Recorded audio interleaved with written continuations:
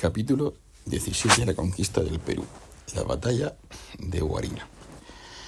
Lejos de Lima, el gran rival de Gonzalo Pizarro, que tal y como le comentó a Paniagua, quizá pensara sentarse en Charcas o en Chile, era Diego Centeno. Decidido a acabar con él, don Gonzalo envió por un camino al capitán Francisco de Espinosa, al que ordenó recoger alimentos e indios. Mientras tanto, Pizarro se dirigió hacia Huarina. La vanguardia la llevó Carvajal con 80 arcabuceros. Centeno, que tenía información de los movimientos de los rebeldes gracias a los indios que le había proveído don Cristóbal Pauyu Inca, trató de salir al paso de Pizarro. Durante su acercamiento al llano de Huarina, quemó el puente del desaguadero del lago Titicaca para evitar una posible huida de sus oponentes. Gonzalo Pizarro, que conocía la superioridad numérica con la que contaba Centeno, le envió un mensajero llamado Francisco Bosso, con una carta en la que le recordaba su vieja amistad y cómo le había perdonado la vida cuando mató a Gaspar Rodríguez. Asimismo, le pedía que se juntasen por el beneficio común de ellos y de la tierra. La misiva resultó estéril. Centeno respondió invitando a Pizarro a reducirse al servicio de su majestad, ofreciéndose a interceder ante la Gasca para ser perdonado. Negándose a leerla, Pizarro mandó quemar públicamente la carta en un gesto de orgullo, pero también de prudencia, pues su contenido podía mover a nuevas deserciones entre su tropa. Entregado el mensaje en el campamento de Pizarro, Bosso salió secretamente hacia el Real de la Gasca para hacerle entrega de una carta de Centeno. Con los dos ejércitos muy próximos, acampados cerca el uno del otro, Juan de Acosta, con una veintena de soldados, hostigó el Real de Centeno durante la noche en un intento de entrar en la tienda de este, que se encontraba enfermo, y matarlo. La alerta dada por unos esclavos negros ahuyentó a Acosta. Al amanecer, los ejércitos organizados en escuadrones se vieron. En el de Centeno, que carecía de artillería, había entre 900 y 1.200 hombres, algunos venidos con Valdivia, distribuidos según Garcilaso en 260 jinetes, 150 arcabuceros y cerca de 800 piqueros. Pizarro contó con 395 soldados distribuidos en 250 arcabuceros, 85 jinetes y 60 piqueros. Finalmente Carvajal llevó 400 hombres. Según este mismo cronista de la Vega, el orden de combate de los realistas fue el siguiente. Iban por capitanes de infantería Iván de Vargas, hermano de Garcilaso de la Vega, mi señor, y Francisco de Retamoso, y el capitán Negral, y el capitán Pantoja, y Diego López de Zúñiga. Estos 5 capitanes y sus alfereces a sus lados siniestros llevan en la primera fila delante del escuadrón más de 20 pasos. Luego se seguían otras 11 hileras de la gente más lucida que había, que llevan por vanguardia del escuadrón. En pos de estos llevan los abanderados con sus banderas en las manos. Luego se seguía la demás gente por su orden, arcabuceros entre piqueros. A la mano derecha de su escuadrón de infantería puso Diego Centeno 3 compañías de caballos, cuyos capitanes fueron Pedro de los Ríos, natural de Córdoba, de la muy noble sangre que de este apellido hay en esta ciudad, y Antonio de Ulloa, natural de Cáceres, caballero nobilísimo. Con ellos iba Diego Álvarez, natural de Almendraz, alférez general del estandarte real. Enfermo de calenturas, Centeno contempló la batalla subido a unas andas. En la parte izquierda del escuadrón de infantería prosigue Garcilaso. Formó Diego Centeno otro escuadrón de 97 caballos de la gente de Arequipa y de la gente de la Villa de la Plata, cuyos capitanes eran Alonso de Mendoza y Jerónimo de Villegas. Con ellos iba el maese de campo Luis de Rivera, y por sargento mayor de este ejército iba un caballero llamado Luis García de San Mamés. Frente a Centeno, Gonzalo Pizarro dispuso sus tropas del siguiente modo. La arcabucería gonzalista fue capitaneada por Diego Guillén, Juan de la Torre, Juan de Acosta y Francisco de Carvajal. El mismo Pizarro, junto al licenciado Cepeda y Juan Vélez de Guevara, dirigieron la caballería. Hernando de Bachica mandó a 60 piqueros.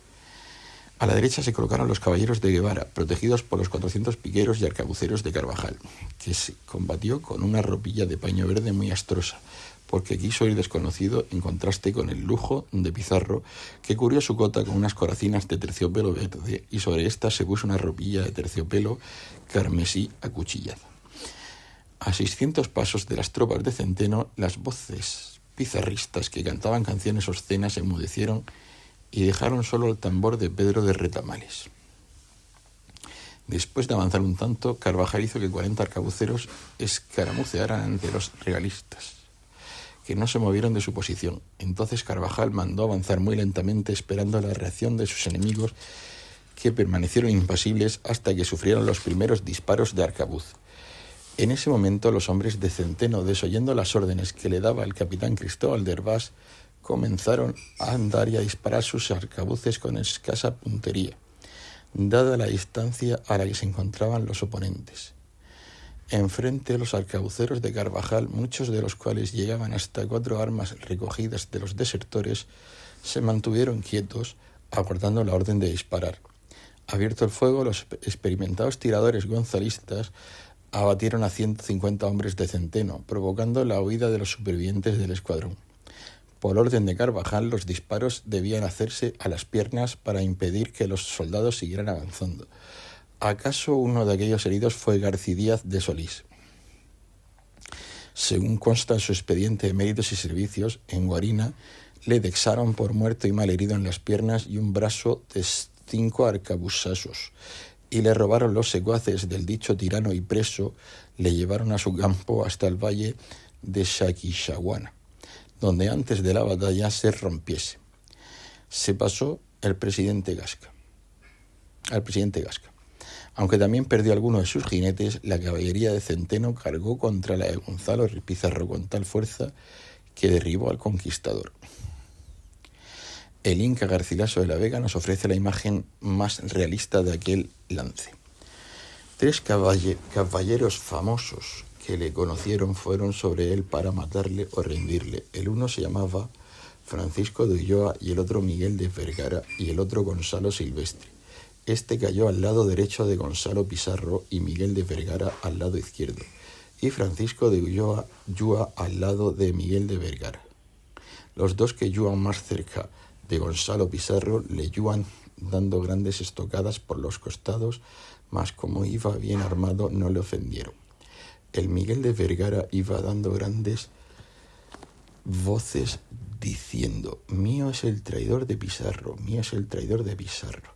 De esta manera yuan todos los 4 corriendo al escuadrón de infantería.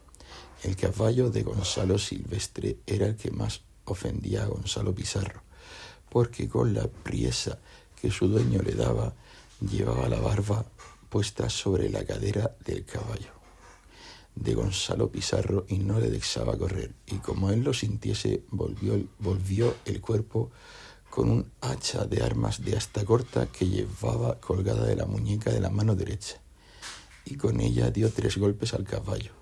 Los 2 fueron en los hocicos, que se los cortó hasta los dientes por un lado y el otro de las ventanas, y el tercero fue encima de la cuenca del ojo derecho y le rompió el casco, aunque no le quebró el ojo. Y esto iba haciendo Gonzalo Pizarro con un desenfado y una desenvoltura como si fuesen un juego de cañas.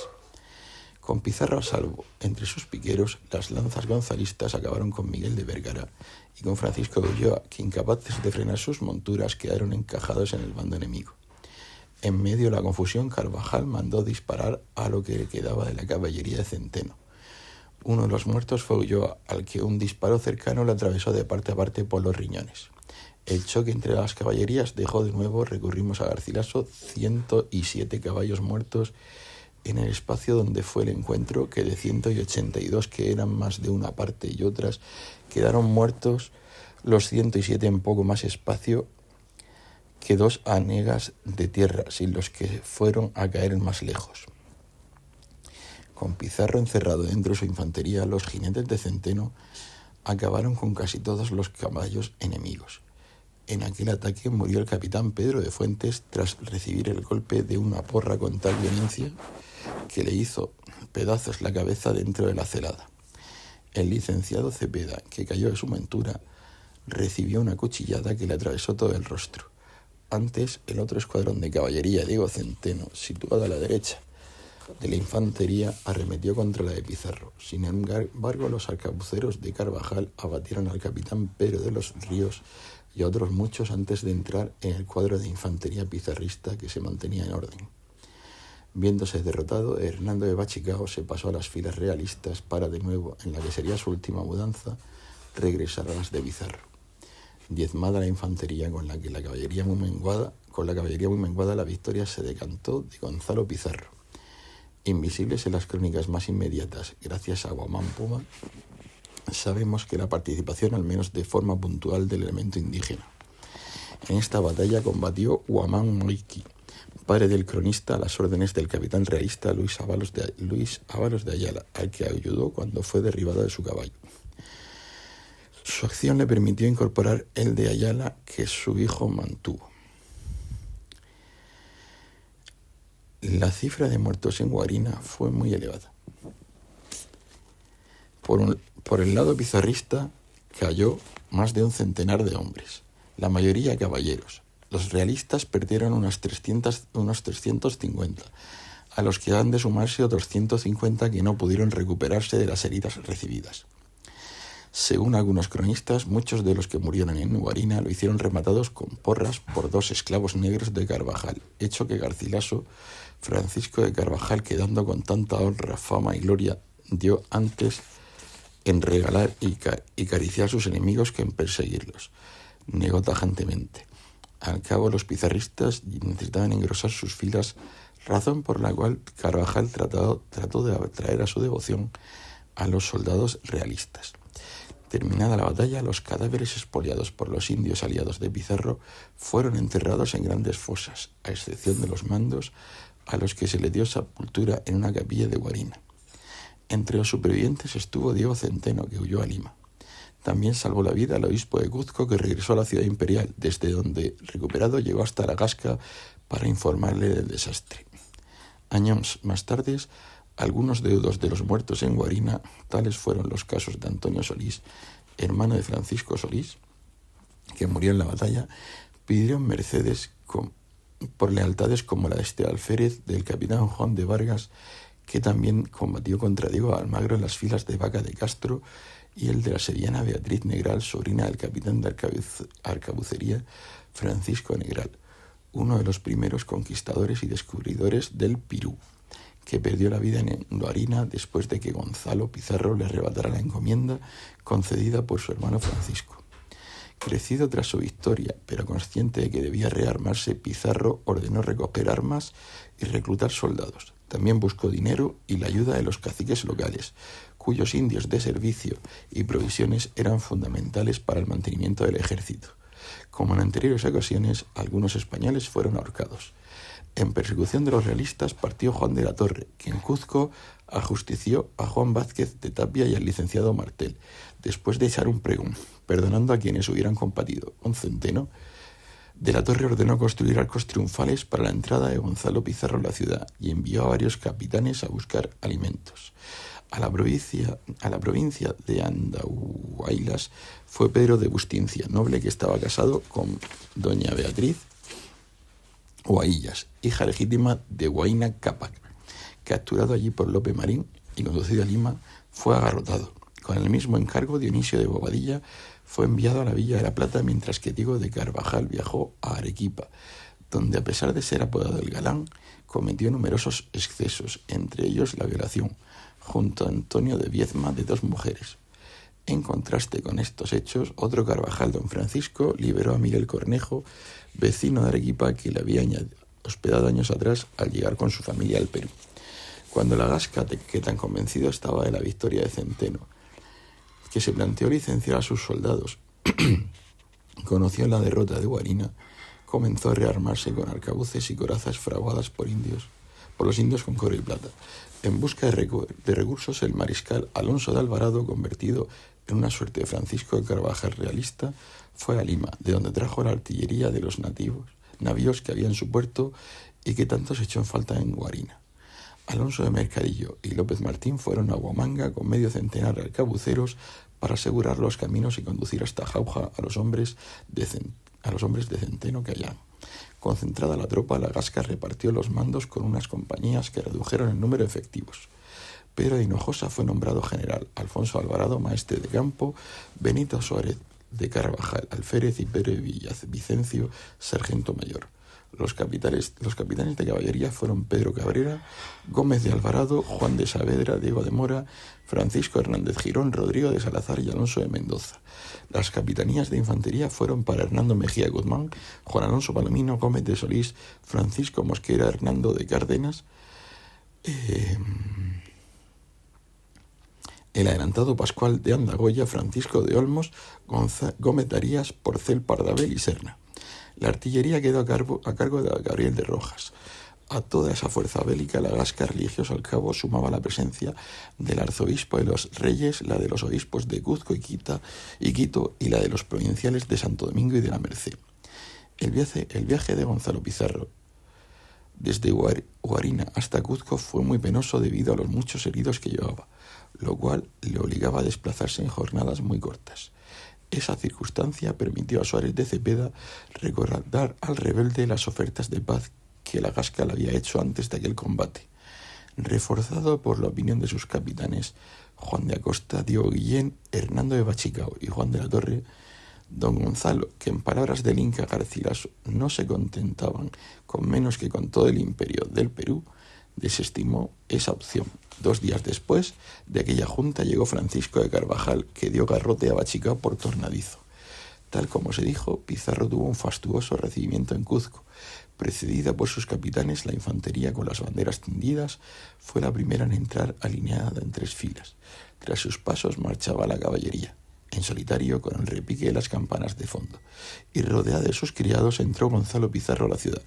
Cumpliendo las órdenes de Juan de la Torre, los indios lo aclamaron llamándolo Inca. Ya en la plaza, el rebelde entró en la iglesia de Nuestra Señora de las Mercedes y finalmente se aposentó en las casas de Alonso del Toro. Terminados estos fastos, Carvajal se ocupó de la fabricación de pólvora, mechas, munición y de arreglar los arcabuces dañados, muchos de ellos recogidos en Huarina, tanto de los muertos como de los huidos. El 29 de diciembre de 1547, la Gasca, al frente de 700 arcabuceros, 500 piqueros y 400 de a caballo, salió de Lima. Durante su avance hacia Cajijahuana, el número de hombres ascendió a 1900. Después de detenerse en Huamanga, la Gasca entró en las provincias de Andahuaylas. Allí esperó a Alvarado, que traía las provisiones y la artillería, e hibernó durante 3 meses. Tras el mariscal llegaron el contador Juan de Cáceres, el licenciado Pedro Ramírez, oidor de la audiencia de Nicaragua, con 12 de a caballo y 120 infantes, el adelantado Benalcázar, con otros 20 de a caballo, e incluso el capitán Diego Centeno, que lo hizo con 30 caballeros supervivientes de Huarina. Uno de los últimos en llegar fue Pedro de Valdivia, que vino desde Chile con un grupo de jinetes. El palentino Diego Fernández dio sus nombres: Jerónimo de Alderete, Gaspar de Villarroel, Juan de Cepeda, el capitán Jofré, Luis de Toledo, don Antonio Beltrán, Diego García de Cáceres, Vicencio del Monte, Diego Oro y su secretario. Para levantar el ánimo de los suyos, decepcionados por la derrota de Huarina y castigados por unas lluvias que llegaron a pudrir los toldos y a humedecer el maíz, causando la muerte de algunos, la Gasca organizó unos juegos de cañas y otros regocijos. El 15 de marzo de 1548, la Gasca prendió la marcha hasta llegar al río Apurímac, cuyos puentes estaban destruidos. El lugar escogido para cruzar fue Cotabamba, donde el capitán Lope Marín logró construir un puente. En la otra orilla, los hombres de Pizarro le informaban del avance de esos trabajos, constantemente protegidos por los 200 efectivos que pasaron con Hernán Mejía y Pablo de Meneses gracias a unas balsas. Más de 60 caballos murieron ahogados mientras cruzaban el río. En un intento de detener el avance de los realistas, Gonzalo Pizarro mandó al capitán Juan de Acosta con 30 jinetes y 300 arcabuceros para atacar a los de la Gasca mientras cruzaban el río. Sin embargo, cuando Acosta llegó, las 2 orillas estaban en poder de los leales al rey, que habían comenzado a ascender hacia una loma. En su cima, la Gasca organizó 2 escuadrones y armó a los indios y los esclavos para hacer creer a los pizarristas que contaban con un mayor número de efectivos. Al ver aquella muestra de poder, exhibición de poder, Acosta regresó al lado de Pizarro, mientras Juan Núñez del Prado se pasaba a las filas de la Gasca. A aquella heterogénea hueste se le unieron las tropas de Valdivia, de Pero de Hinojosa y por último la artillería.